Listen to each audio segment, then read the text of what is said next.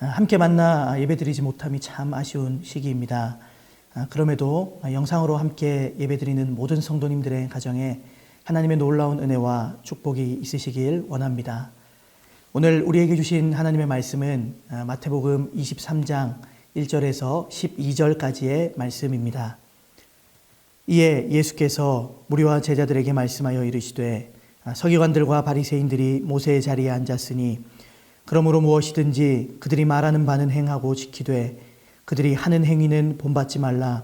그들은 말만 하고 행하지 아니하며 또 무거운 짐을 묶어 사람의 어깨에 지우되 자기는 이것을 한 손가락으로도 움직이려 하지 아니하며 그들의 모든 행위를 사람에게 보이고자 하나니 곧 그 경문띠를 넓게 하며 옷수를 길게 하고 잔치의 윗자리와 회당의 높은 자리와 시장에서 문안받는 것과 사람에게 랍비라 칭함을 받는 것을 좋아하느니라.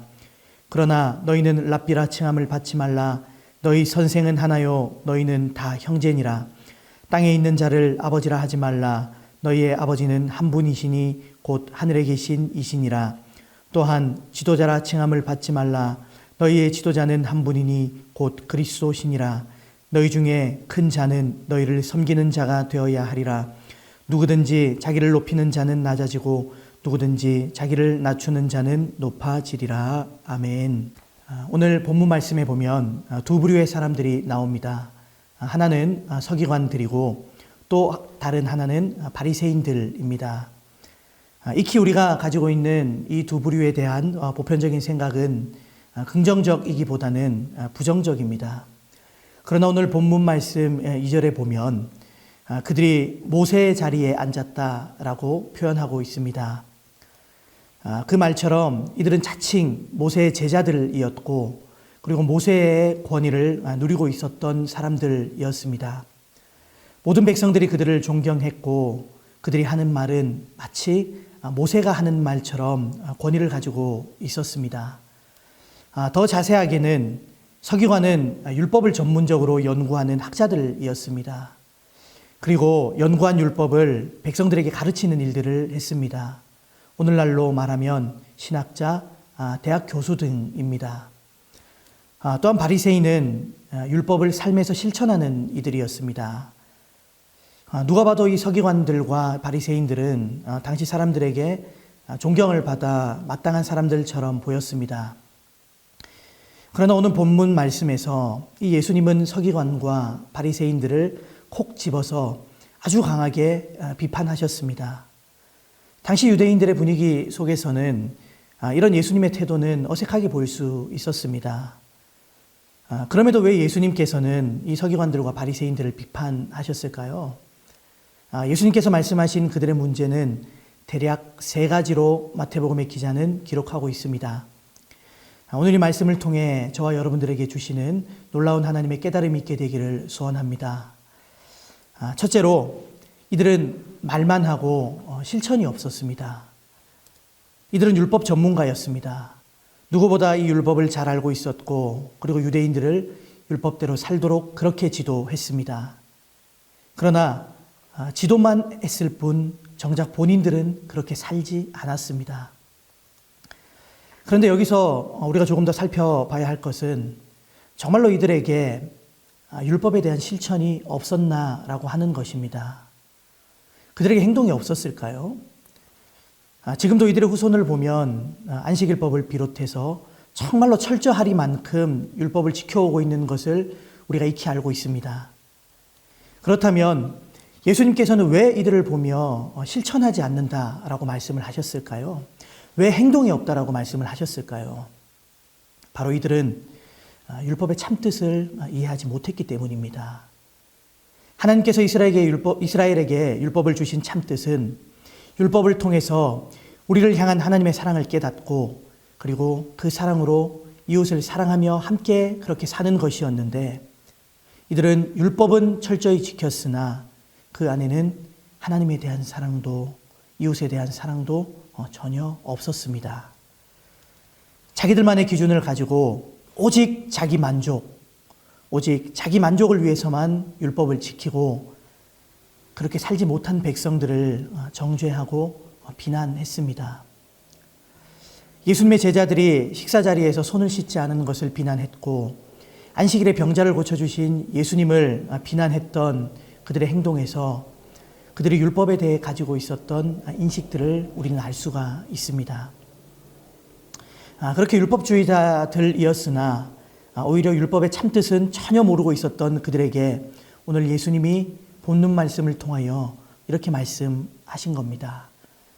그들의 행동은 따르지 마라. 그들은 말만 하고 행하지 않는다. 둘째로 그들은 무거운 짐을 남에게만 맡기고 자신들은 손가락 하나 움직이려고 하지 않았습니다. 그들도 물론 짐을 지려는 신용은 했을 겁니다. 그리고 처음에는 나름 진정성 있게 시작했을지도 모릅니다. 그러나 시간이 흘러가면서 점점 타성에 젖어가며 무거운 짐은 아랫사람에게 맡기는 것을 당연하게 여겼습니다.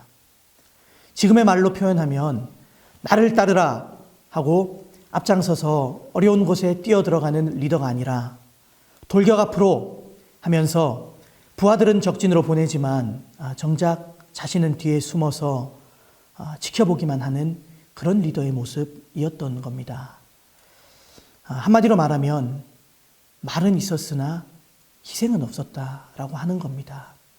그것이 그들이 가지고 있었던 두 번째 문제였습니다. 셋째로 그들은 자신을 남에게 돋보이게 하는 일에 매달렸습니다. 그 내용이 5절에서 7절에 보면 자세하게 나옵니다. 그들의 복장에 대한 내용입니다. 경문띠를 넓게 하고 옷수를 길게 했다라고 표현하고 있습니다. 이 복장은 쉽게 말하면 어디를 가든지 눈에 확 드러나는, 눈에 확 띄는 그런 복장이었습니다. 그리고 그들은 잔치의 윗자리 그리고 회당의 높은 자리에 앉기를 좋아했습니다. 또 시장에서 문안받는 것과 사람들에게 랍비, 즉 선생님이라고 불리우는 것들을 좋아했습니다. TV를 보니까요, 돼지가 새끼를 낳았습니다.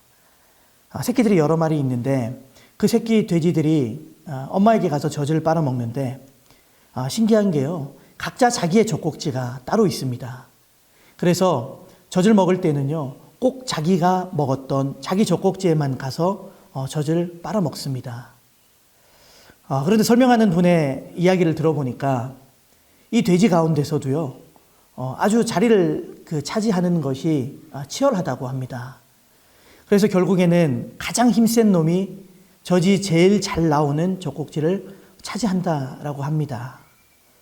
방송을 보면 이런 생각이 들었습니다. 사람이나 짐승이나 참 비슷한 것 같아. 사람들도요, 여러분 좋은 자리를 차지하기 위해 얼마나 애를 쓰고 얼마나 많은 노력을 하나요? 어떤 자리가 가장 좋은 자리인가요? 라는 질문에 누군가 이런 대답을 했다고 합니다. 사진이 가장 잘 나오는 자리가 가장 좋은 자리입니다. 참 재미있는 대답이죠. 그만큼 여러분 사람들에게는요, 자기를 드러내고 싶은 욕구가 누구에게나 있다라고 하는 겁니다. 이러한 서기관들과 바리새인들의 신앙의 모습을 성경에서는 한마디로 표현하고 있습니다. 외식하는 자다. 외식하는 자들이다. 위선적이라는 겁니다. 오늘 본문의 말씀을 통해 우리가 깨달아야 할 것은 신앙생활이 위선에 빠질 수 있는 위험성은 이 서기관들과 바리새인들에게만 있는 것이 아니라 오늘을 살아가는 저와 여러분들에게도 똑같이 있다라고 하는 겁니다. 말씀의 결론입니다. 참된 그리스도인이라면 첫째로 사랑이 있어야 합니다. 하나님을 사랑함으로 하나님의 말씀을 지키고 이웃을 사랑함으로 이웃과 교제하며 섬기는 삶을 살아야 합니다. 둘째로 희생이 있어야 합니다. 오히려 힘이 들고 어려운 일일수록 앞장서는 모습이 있어야 합니다. 누군가에게 짐을 떠넘기는 것이 아니라 오히려 누군가의 무거운 짐을 덜어줄 수 있는 사람이 되어야 합니다. 마지막으로 겸손해야 합니다. 예수님을 생각해야 하지 않을까요? 이 땅에서 가장 높은 자리에 앉으셔야 할 예수님께서 이 땅에서 계셨을 때의 모습들을 생각하며 우리도 예수님 닮아 겸손하길 원합니다. 겸손에 대한 예수님의 교훈이 오늘 본문 말씀 12절에 잘 기록되어 있습니다. 누구든지 자기를 높이는 자는 낮아지고 누구든지 자기를 낮추는 자는 높아지리라. 오늘 우리에게 주신 이 말씀을 통하여 다시 한 번 더 깨닫게 되는 은혜가 있게 되기를 소망하며 남은 한 주간도 말씀 안에서 승리하게 되시기를 주님의 이름으로 축원합니다.